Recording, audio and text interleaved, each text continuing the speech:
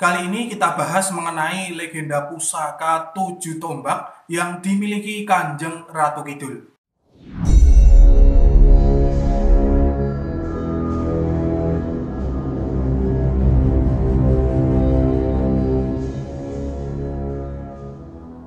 Bismillahirrahmanirrahim. Assalamualaikum warahmatullahi wabarakatuh. Alhamdulillahirrahmanirrahim. Wassalatu wassalamu ala asrofil anbiya'i wal mursalin wa ala alihi wa sahbihi ajma'in, amma ba'du. Allahumma sholli ala sayyidina Muhammad wa ala sayyidina Muhammad. Rabbi shrah li sadri wa yassir li amri wahlul 'uqdatam min lisani yafqahu qawli. Raditu billahi rabban wa bil islami dinan wa bi Muhammadin nabiyyan wa rasulan. Rabbi zidni ilman warzuqni fahma. Amin. Selamat datang, selamat berjumpa kembali para pemirsa sekalian di channel Spiritual 21 Investigasi Supranatural Tanpa Batas.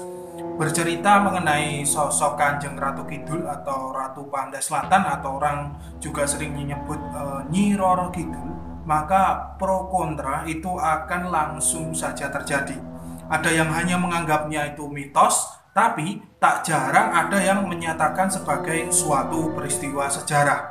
Mereka saling membenarkan pendapatnya masing-masing, dan bahkan itu malah ada pula yang mengatasnamakannya itu sebagai keluarga. Terlepas dari itu semua, ada sebuah legenda yang lain, yaitu 7 tombak pusaka yang dimiliki Kanjeng Ratu Laut Kidul, yang mana ke-7 tombak tersebut diwariskan kepada manusia-manusia pilihan yang menghuni bumi Nusantara ini.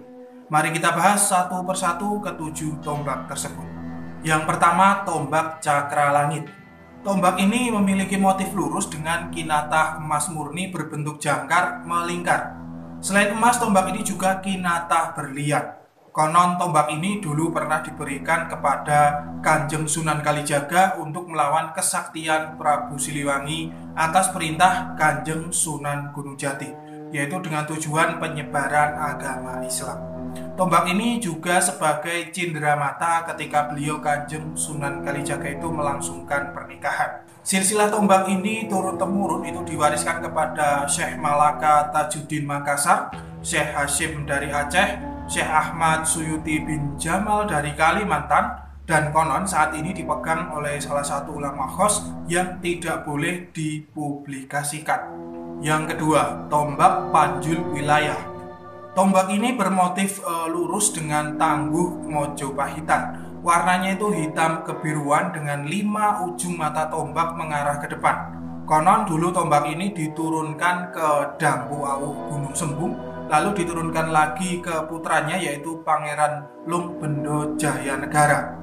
Tombak ini pernah berpindah tangan karena dicuri oleh segerombolan aliran hitam yang mengaku dari perguruan Kijang Kencana. Perguruan tersebut dikepalai oleh Pangeran Ambusono Weleri. 20 tahun kemudian setelah adu kesaktian akhirnya tombak ini berhasil direbut oleh seorang pertapa sakti, yaitu Ki Buyut Ajigung Ajiguna. Sampai akhirnya tombak ini raib di hutan Banyuwangi, Jawa Timur. Kemudian ditemukan dan dirawat oleh sosok waliullah yang dijuluki Mbah Hafid. Kemudian diturunkan tombak ini kepada Ki Panjalu dari Pati, Jawa Tengah. Untuk saat ini keberadaan tombak ini tidak diketahui secara pasti. Yang ketiga, tombak Panotogomo. Motif tombak ini yaitu 3 cabang tombak ke depan, tanpa pamor dan terbuat dari meteorit. Konon dihiasi 7 batu merah delima, 3 batu zamrud Kolombia, 4 batu sapir, dan 11 batu biduri air. Diceritakan ada 4 tokoh yang pernah merawat tombak ini, yaitu beliau Syekh Abdullah Fanani, Syekh Qasim Al-Jawi, Syekh Mutaim, Ki Toha Tegal Gubuk. Tombak ini konon bergelar Raja Maimun karena dulunya diberikan oleh Sultanul Jin Maimun yang menguasai Indramayu. Yang keempat, tombak Cemeti Rasul. Konon di zaman dulu bahan tombak ini awal mulanya itu berasal dari Nabiullah Khidir alaihissalam. Kemudian diberikan kepada beliau Dewi Nawang Wulan atau Kanjeng Ratu Kidul atau Nyi Roro Kidul. Lewat mandat Ibu Dewi Nawang Wulan, bahan tadi dibentuk oleh abdi dalem, yaitu seorang empu yang bernama Jalaga Widesa. Dibentuklah bahan ini menjadi tombak mata satu dengan pamor yang sangat indah sekali. Diceritakan saat kota Cirebon dulu diserang oleh pasukan Lewi Munding, tombak ini diserahkan kepada Syekh Magelung Sakti untuk menjadi benteng pertahanan gaib yang sangat kuat. Kemudian 7 tahun setelah kejadian itu, tombak itu diserahkan kepada beliau Syekh Muhyi Pamijahan. Akhirnya tombak tersebut dirubah menjadi keris dengan tujuan yaitu sebagai lambang penyatuan antara agama Islam dan kejawen. Sarung keris cemeti Rasul tersebut dibuat dari kayu kaukah atau kayu koka.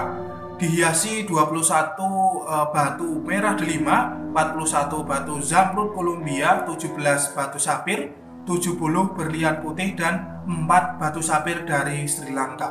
Konon, keris ini pernah dipegang oleh beliau Al-Habib Muhammad bin Khudur dari Magelang, yang mana diambil langsung dari Goa Gunung Mujarab, Tasik Malaya, Jawa Barat. Keris cemeti Rasul ini juga pernah dipinjam oleh sosok ulama yaitu Habib Ali bin Ja'far Alawi dari Arab Saudi.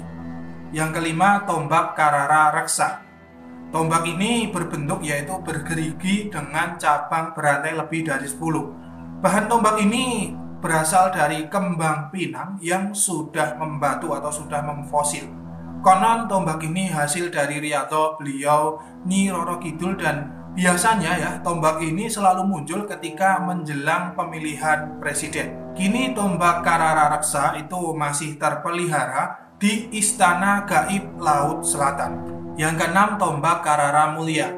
Tombak ini tidak diketahui secara pasti pembuatnya, pemirsa. Pemegang tombak ini adalah diantaranya itu pernah dipegang oleh Pangeran Jaladara, Pangeran Seto Bulo Kamba, Syekh Asnawi Banten, Mbah Hafid Banyuwangi, dan terakhir konon dipegang oleh Habib Hussein Pekalongan.